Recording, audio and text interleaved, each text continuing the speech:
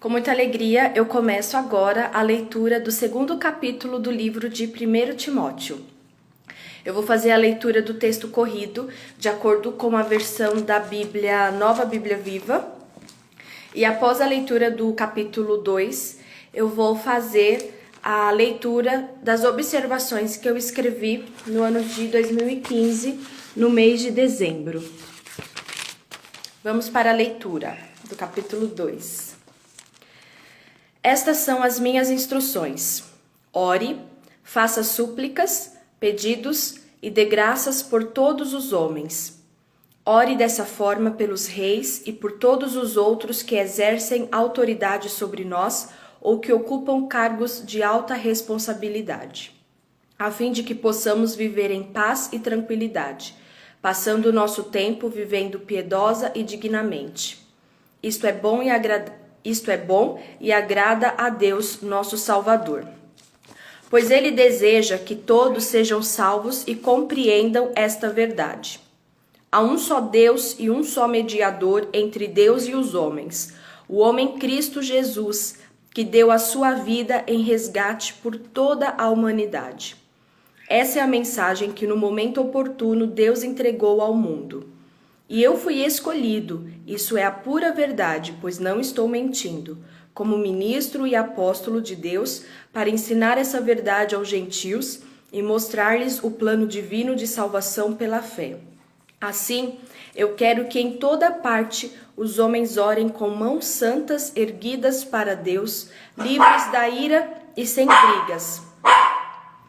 E as mulheres sejam do mesmo modo calmas e sensatas nas atitudes e na maneira de se vestir, não pela maneira como arrumam o cabelo ou por causa das joias ou roupas extravagantes. As mulheres cristãs devem ser notadas por suas boas obras e virtude, como devem ser as mulheres que dizem que são dedicadas a Deus. As mulheres devem ouvir e aprender em silêncio e com toda a sujeição.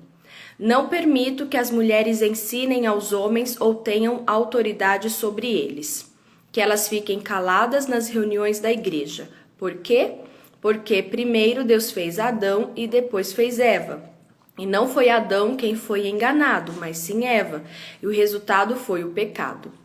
Mas as mulheres serão salvas dando à luz filhos, se elas permanecerem na fé, no amor e na santificação. Esse foi o capítulo 2 do livro de 1 Timóteo. E agora a gente vai ler as observações que eu escrevi. Eu escrevi sobre o versículo 1. Lua, minha cachorrinha tá aqui me atazanando. Minha cachorrinha não, é do meu pai, mas eu que tô cuidando agora, né? Vamos lá. Estas são as minhas instruções. Ore, faça súplicas, pedidos e dê graças por todos os homens. 4 aspectos da oração: oração, súplica, pedidos e agradecimento. Ao orar, temos de ser humildes, devotos, confiantes e agradecidos. Então, quando a gente ora, a gente precisa acreditar, confiar que Deus ele está ouvindo e que Ele responde às nossas orações. Agora o verso 2. Ore dessa forma pelos reis e por todos os outros que exercem autoridade sobre nós ou que ocupam cargos de alta responsabilidade, a fim de que possamos viver em paz e tranquilidade, passando o nosso tempo vivendo piedosa e dignamente. O que eu escrevi sobre isso é: o Brasil vive atualmente uma fase difícil. Isso eu escrevi em 2015.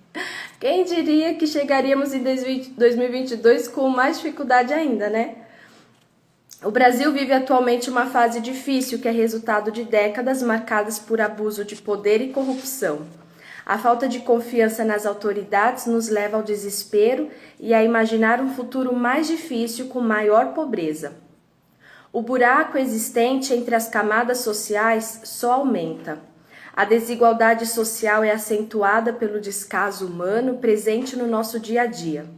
Diante desse cenário tão angustiante, se deparar com este versículo é uma lapada nos cristãos, né? Que fala que a gente precisa orar pelas autoridades, por todos, né? Que exercem um cargo de liderança. Afinal, reclamamos, vamos na onda da mídia, mas não paramos para ler e estudar a palavra. E quando eu faço isso, me choco com o que não deveria me chocar. Paulo ensina a orar pelas autoridades do país. Isso me choca. Por quê? Porque a maior parte do tempo eu fico pensando no problema do Brasil, deixando de lado a solução do problema, que é Jesus. Lembrei-me do versículo que está em Crônicas. Se o meu povo, que se chama pelo meu nome, se humilhar... Aí, mais uma vez, né, a Bíblia afirmando a própria Bíblia. Se o meu povo, que se chama pelo meu nome, se humilhar, orar, clamar a mim, eu responderei. Né? O Senhor fala para... não lembro quem fez essa oração, mas está lá no livro de 2 Crônicas. Então, se a gente se humilhar diante do Senhor, a gente encontra a resposta.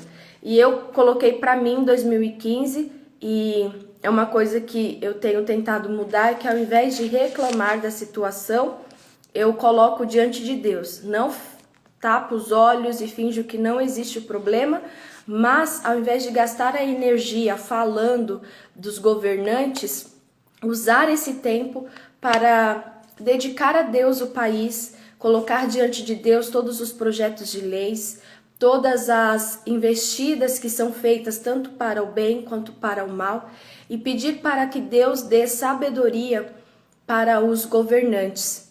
E quando eu falo de governantes, eu não falo de partido político, de posição, se é direita ou esquerda. Porque eu acredito, e aqui a Bíblia ensina a gente a orar pelas autoridades. Não é pela autoridade que eu votei, que eu queria que estivesse no poder, ou que aqui está no poder, a que eu quero. Tenho que orar pela autoridade independentemente da minha posição política. Simplesmente eu tenho que orar porque eu sou uma cidadã, e é isso que Deus nos ensina. Eu também fiz o comentário do versículo 7, que fala assim, o 7... E eu fui escolhido, isso é a pura verdade, pois não estou mentindo, como ministro e apóstolo de Deus, para ensinar essa verdade aos gentios e mostrar-lhes o plano divino de salvação pela fé. Então, Paulo deixa claro que ele foi escolhido para ser o mensageiro das boas novas entre os gentios. Apóstolo e missionário é a mesma coisa? Foi o que eu escrevi aqui na época, eu estava com uma dúvida sobre isso. Eu acredito que Deus, ele hoje, né, depois de 7 anos que eu escrevi isso, eu acredito que Deus, ele fez cada um de nós com uma vocação. Mas missionário é aquele que tem uma missão, e todos nós temos uma missão. Então, eu acredito que missionário são todas as pessoas que, independente da sua posição profissional, da sua posição eclesiástica, né, na igreja e tal, tem uma missão. Então, todos nós temos uma missão. Como cristão, nós temos a missão de falar do amor de Jesus, de vivenciar esse amor. Então, Paulo, ele se vê como uma pessoa escolhida para falar do amor de Deus, e ele se coloca que ele foi escolhido, ele põe muita ênfase nisso, pela história de vida dele, pela transformação que ele teve de perseguidor, ele passou a ser perseguido. Antes ele lutava contra a causa de Cristo e depois ele passou a lutar a favor da causa de Cristo. E tem coisas aqui que eu comentei que são muito teológicas, né? E eu não fiz nenhum curso de teologia. Eu sou uma estudiosa da palavra, porque eu gosto de ler, de estudar, de escrever sobre isso, mas aí fica sempre aqui a ideia até desse momento é a gente parar para pensar e ir atrás de respostas e também compartilhar. Então fiquem à vontade, caso alguém queira compartilhar alguma coisa, escrevendo ou depois deixando um comentário ou falando depois diretamente comigo, fiquem à vontade. Eu escrevi também sobre o verso 8. Assim, eu quero que em toda parte os homens orem com mãos santas erguidas para Deus, livres da ira e sem brigas. Orar com mãos santas, o que eu escrevi. Orar sem ira, orar sem animosidade. Então, é orar o que vem de dentro, acaba refletindo fora, né? E as mãos erguidas, quando Paulo fala, eu acredito que não é só um ato simbólico, não. Acredito que é uma maneira de você devotar a Deus ali o que você está sentindo, mas isso não deve acontecer porque você está vendo o outro, deve acontecer porque você está a fim de fazer. E aí eu escrevi que o homem deve mostrar santidade e pureza para consigo mesmo. Isso são as mãos santas. Amor e paz para com os homens. É orar sem ira. Porque Paulo fala, né? Orar de mãos erguidas, com mãos santas, livres da ira e sem briga. Então, mãos santas mostra santidade com a gente mesmo. Amor e paz pelos homens, né? Para com os homens é orar sem ira. E uma fé inabalável para com Deus é orar sem animosidade.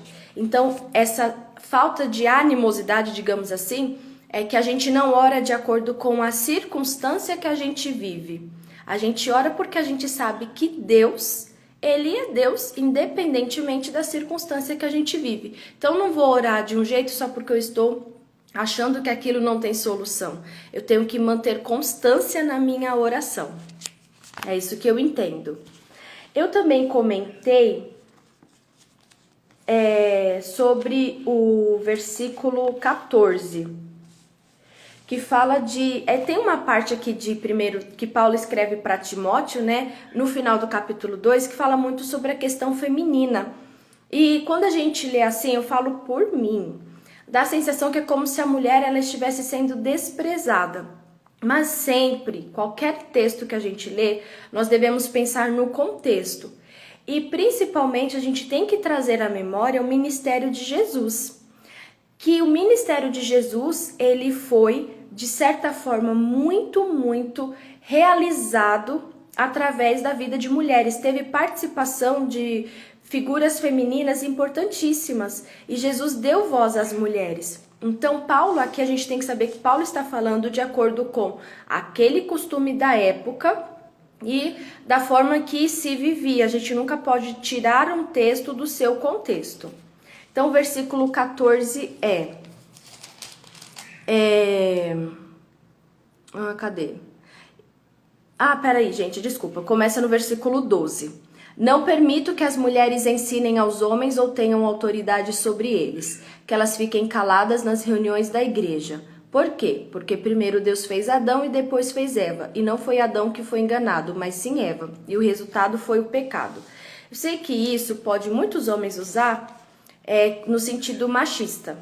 Só que antes de estar sendo machista, o homem que usa isso como argumento, ele está sendo ignorante. Então, eu acredito que Deus não quer que a mulher tenha domínio sobre o homem, foi isso que eu escrevi, né? E pelo que eu entendi é que se a mulher tiver domínio sobre o homem, vai ser uma inversão de valores. Mas ter um domínio significa que a pessoa é mais importante, então o homem é mais importante que a mulher? Não é questão de importância, é questão da criação que Deus fez. Deus fez o homem para ser o cabeça do lar. O homem, naturalmente, ele tem um papel a ser desempenhado e a mulher também tem um papel a ser desempenhado. Concordando ou não, só peço para que você reflita sobre os papéis, a forma que o homem e a mulher encara algumas situações. Eu vejo que a mulher ela é mais sensitiva, que a mulher ela tem como se fosse um radar na cabeça que ela capta as coisas. O problema é quando esse radar está desregulado, que ela vai ver coisa onde não tem, ela, vai acabar prejudicando ao invés de ajudar. E o homem, ele não tem isso, ele precisa da sensibilidade feminina, porque o homem às vezes naturalmente é mais bruto, não são todos, né?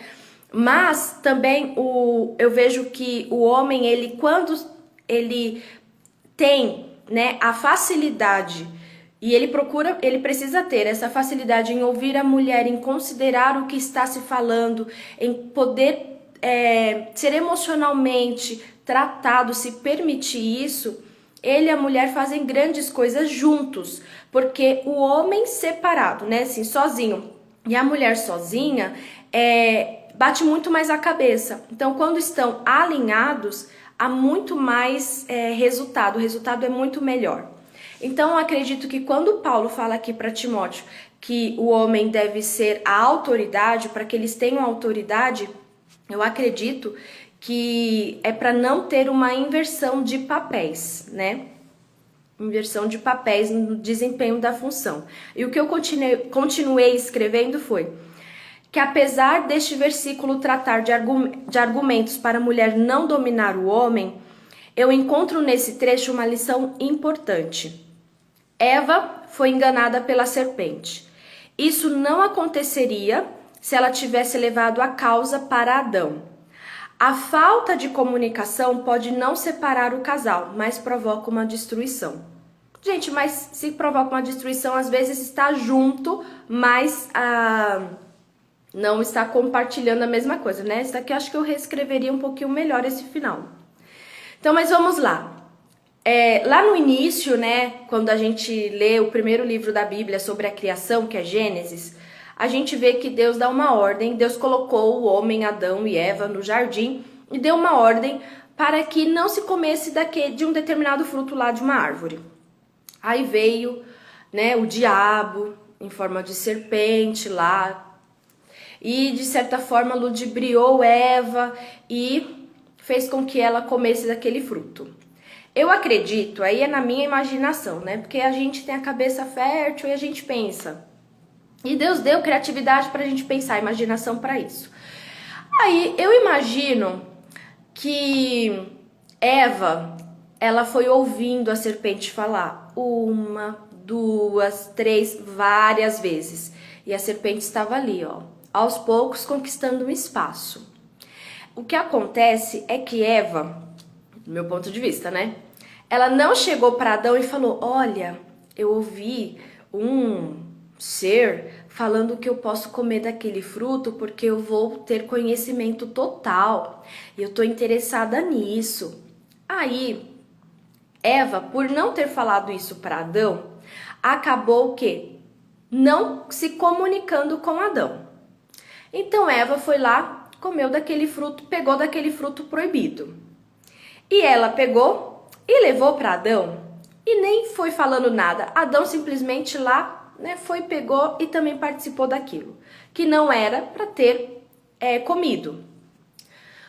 Para mim, o que fica claro, Eva não fez certo e Adão também não, porque Adão foi omisso.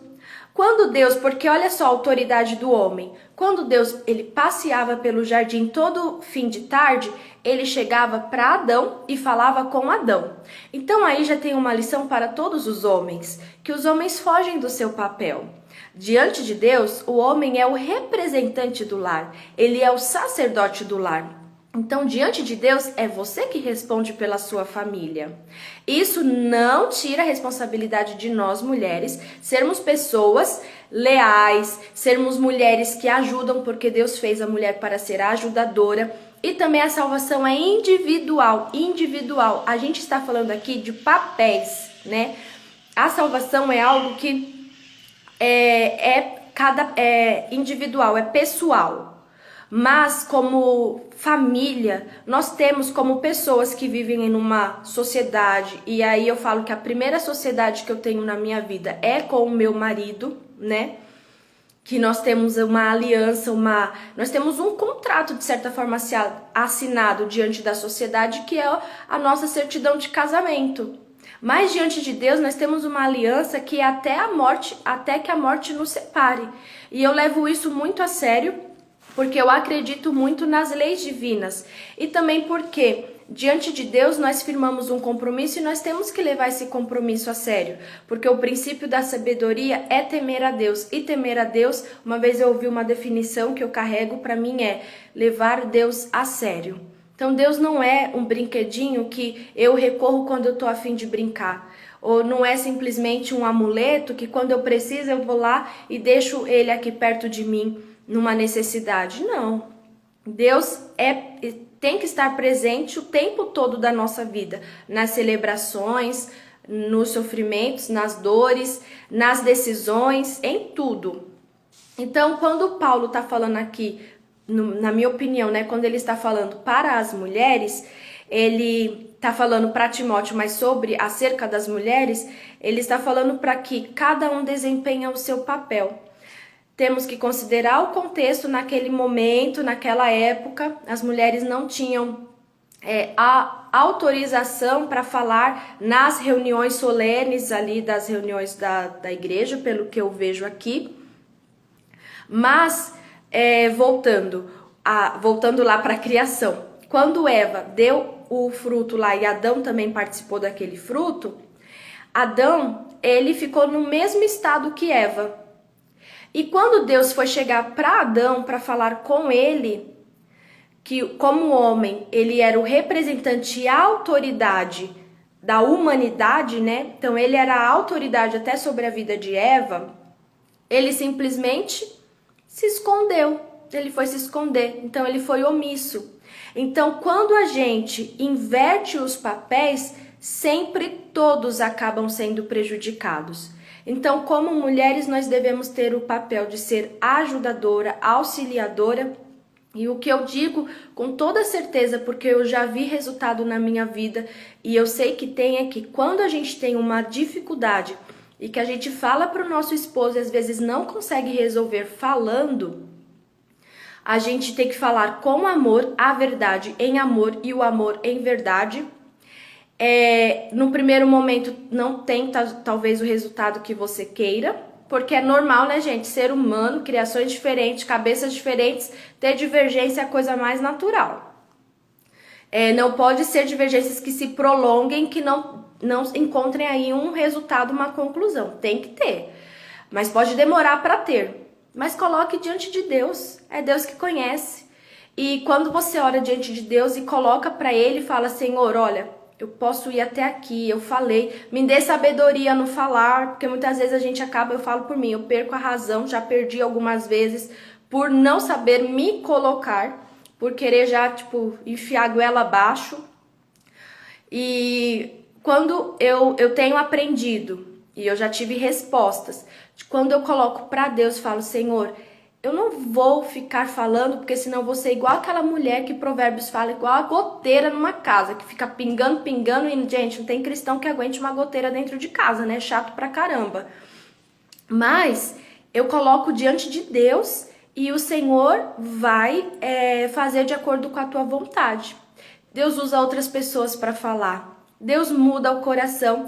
Então, qual é o Deus que você serve? É o Deus que vê todas as coisas? É o Deus que vê a intenção do seu coração? É o Deus que tem a sua confiança está nesse Deus? Então, coloque nele, Lua, coloque nele a sua confiança, ore para ele situações que você não conseguiu ainda resolver. Só que aquilo que depende de você falar, tratar em amor, fale, trate, pedir para Deus sabedoria para resolver as coisas, sabe? Assim, as etapas. Ó, Senhor, essa etapa eu consigo com as minhas mãos, eu consegui com as minhas palavras, eu consegui até aqui. Daqui para frente eu já não consigo mais. Mas aquilo que depende de nós, nós precisamos fazer. Então aqui quando Paulo fala, né, que nós temos papéis. É isso que para mim fica muito claro aqui, Paulo falando para Timóteo. E, gente, nunca use a Bíblia, no meu ponto de vista, a gente nunca pode usar a Bíblia para dizer, nossa, que coisa mais degradante, porque a mulher está sendo colocada como em segundo lugar e tal. Vamos pensar e sempre analisar a Bíblia no geral, porque a Bíblia ela fala de amor. O tema central da Bíblia é Jesus Cristo. E Jesus ele fala de amor, de tratar o próximo como a gente gostaria de ser tratado. E se todos os casais se tratassem de acordo com esse mandamento de Jesus, o mundo seria outro, a começar, né, pelas nossas casas, por dentro da nossa casa. E é uma coisa que eu peço para Deus me ajudar a olhar para o meu marido como Jesus ensina a olhar para o próximo, porque tem uma tia e ela ensinou isso e ficou gravado no meu coração aqui. O próximo, mais próximo que eu tenho é o meu marido. Então Jesus falou para amar o próximo? Falou. Sabe qual é o seu próximo mais próximo? O próximo que está mais perto de você e que às vezes vai ser muito difícil. Amar, que eu digo, é conviver em meio às dificuldades, né? Permanecer firme, amar de verdade, cuidar, mesmo quando está sendo complicado, é o seu esposo, é a sua esposa. Então, Vamos colocar isso em prática. Eu demorei um pouquinho mais porque eu sei que, pra mim, esses versículos aí de 1 Timóteo, quando Paulo fala sobre as mulheres, me deixa assim, eu tenho que deixar muito claro, porque senão parece que as mulheres elas vão ficar assim como se fossem desgarradas. Mas não, vamos sempre pensar no contexto e olhar que Deus, né, sempre valorizou a mulher, sempre. E nunca pegar um trechinho e já montar toda o seu discurso em cima daquele trecho. Você tem que analisar tudo. E agora eu vou ler sobre o comentário 15, né? Gente, esse é um versículo... Para, Lua. É um versículo que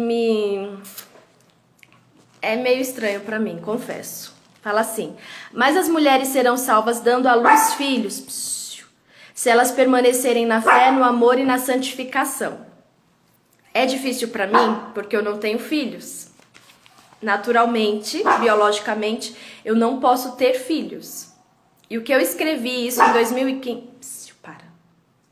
O que eu escrevi em 2015 foi: este versículo é horroroso para o magistério. Porque aqui eu sei que Paulo não está condicionando a salvação no sentido de que é salvação eterna. Ele está falando sobre a questão que a mulher ela conquista cada vez mais o seu espaço, porque o único portal que o ser humano tem para viver, para vir à Terra, para existir, é o ventre de uma mulher, né? Então, olha que privilégio que as mulheres têm de carregar no seu ventre a continuidade da humanidade. Isso é muito forte. Mas o que eu escrevi em 2015 foi: a mão que balança o berço governa o mundo. Isso é um dito popular, né? No glorioso dia vindouro, no tribunal de Cristo, é a fidelidade que contará. E ela pode ser mostrada tanto em casa quanto no púlpito. Então, quando fala que a mulher será salva dando à luz filhos, gerando e cuidando dos seus filhos. E às vezes os papéis estão tão invertidos, né? Que muitas vezes, como mulher, a gente acha que a gente só vai ter sucesso se nós desempenharmos determinada função que representa um alto cargo profissional na sociedade. E a gente acaba se esquecendo que a principal tarefa é você saber que você está emocionalmente cuidando dos seus filhos. Você está gerando, você não só gerou no seu ventre seus filhos, mas como você está gerando cidadãos que mudarão o mundo. E através dessa mudança do mundo é que dos seus filhos sairão políticos. Seus filhos podem ser políticos que vão fazer leis que mudará o destino de tantas pessoas, né? Aqui na Terra, a forma de viver de tantas pessoas. E também, através dos seus filhos, poderão vir remédios, vacinas, poderão vir soluções para a humanidade de tantas... Lua, fica quietinha. Poderão vir soluções de tantas formas, e isso é algo que, emocionalmente, você criar cidadão, né? Uma pessoa... Peraí, gente. Já tá finalizando, só deixar ela aqui no colo para até finalizar.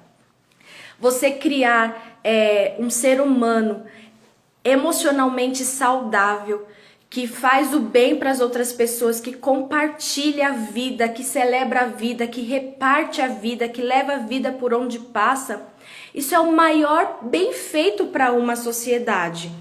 Então é diante disso que eu coloco que é um versículo horroroso para uma estéril, porque Deus sabe do desejo do meu coração de ter meus filhos, de criar, né? Eu estou hoje num processo de adoção, que eu tenho dificuldade ainda para falar sobre isso, apesar de ter escrito um livro, de querer publicar, e vou publicar ele ainda esse ano, mas é algo que Deus está tratando em mim para que eu possa falar sem me emocionar tanto, porque a vontade que dá já é de chorar.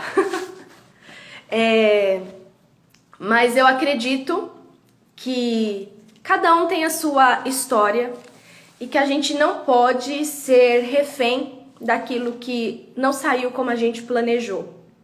Eu tenho um Deus que é o Criador da minha vida, então é nisso que eu me apego, porque a fé para mim faz um diferencial muito grande, porque eu acredito que eu sou criatura e a criatura não manda no Criador.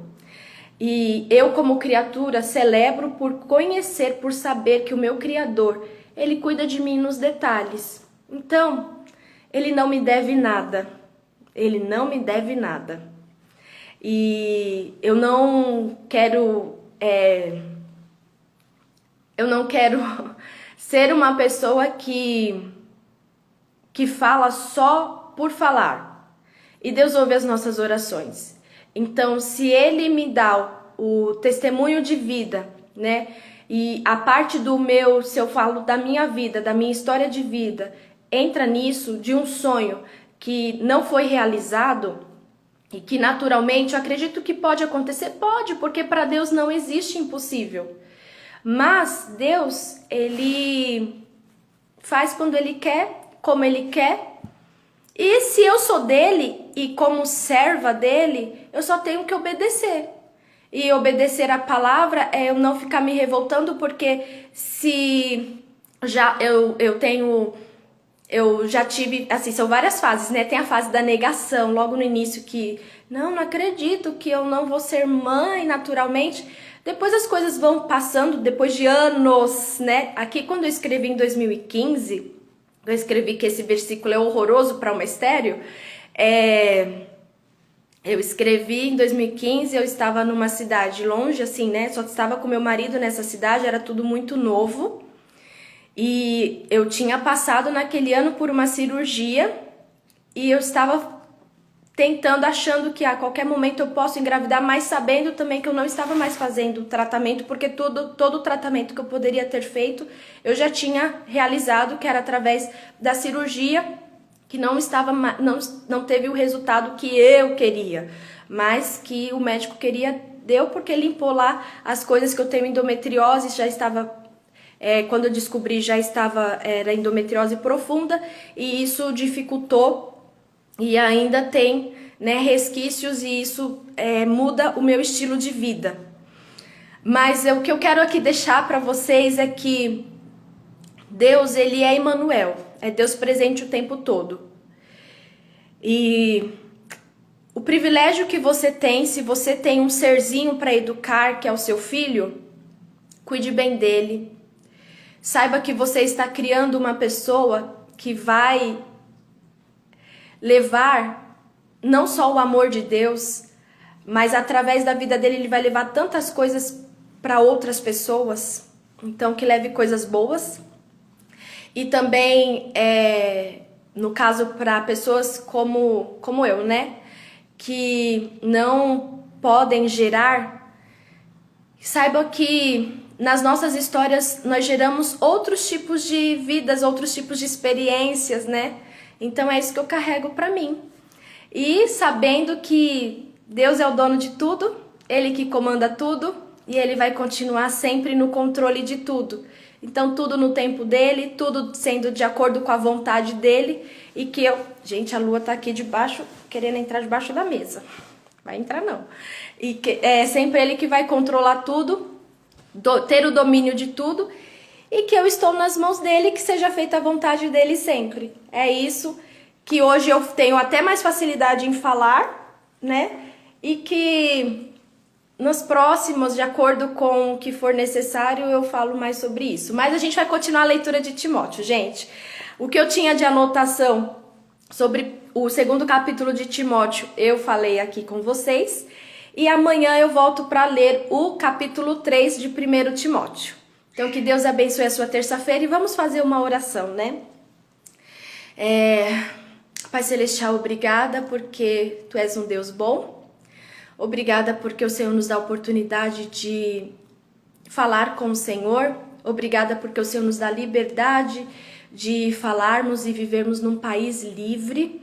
E eu também já peço pelos países que são perseguidos, que fazem parte do ranking de países perseguidos, onde o cristianismo é proibido, que as pessoas sofrem porque não têm a liberdade que nós temos. Senhor, nos ajude a orarmos pelas autoridades, independentemente daquela que está no poder, daquela que ocupará o poder. Que o Senhor nos ajude a sermos servos bons e fiéis, a sermos obedientes.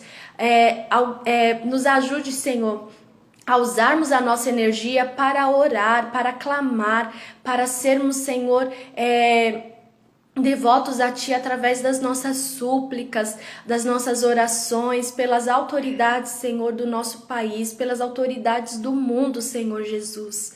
Nós sabemos, Senhor, o fim da história, mas eu sei que o fim da história é bom, porque o Senhor já revelou para nós que o Senhor voltará como o leão, o cordeiro perfeito que foi morto, voltará como um leão que ruge e rugirá para nos fazer, Senhor, participantes do Teu reino, porque o Messias reinará para sempre. Mas nos ajude, Senhor, aqui a continuarmos, Senhor, batalhando, Senhor, zelando, cuidando da nossa fé, nos ajude a termos as Tuas armaduras e que a gente possa realmente viver de acordo com o que a gente diz que crê. Que não sejam palavras vãs, mas que sejam verdadeiras, Senhor, as nossas palavras, o nosso jeito de agir e de viver com aquilo que o Senhor tem para nós.